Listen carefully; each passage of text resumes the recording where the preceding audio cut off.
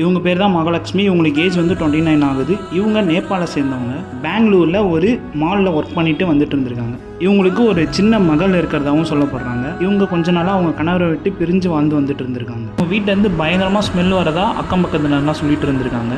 வீட்டு ஹவுஸ் ஓனருக்கு கால் பண்ணி சொல்கிறாங்க. அந்த வீட்டு ஹவுஸ் ஓனர் யார் வீடு எடுத்தாங்களோ அவங்களுக்கு கால் பண்ணி சொல்கிறாரு. அவங்க அண்ணன் ஃபோன் எடுக்கிறாரு.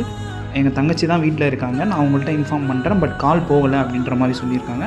நான் என் அம்மாவையும் தங்கச்சி டேரெக்டாக போய் பார்க்க சொல்கிறேன்னு சொல்லியிருக்கேன். அம்மாவும் தங்கச்சியும் வீட்டுக்கு போகிறாங்க. கதவை திறந்தோடனே பயங்கர ஸ்மெல் வருது. கீழே தர ஃபுல்லாக புழுவாக இருந்திருக்கு. அந்த புழு எங்கேருந்து வருதுன்னு பார்த்தீங்கன்னா ஃப்ரிட்ஜிலேருந்து வந்திருக்கு. ஃப்ரிட்ஜை திறந்தா 50 துண்டாக வெட்டப்பட்டு ரொம்ப அழுகிய நிலையில் இருக்குது. இதை போலீஸ் விசாரித்து பார்த்ததில் இது 2 வீக்ஸ் முன்னாடி கிட்ட நடந்திருக்கு.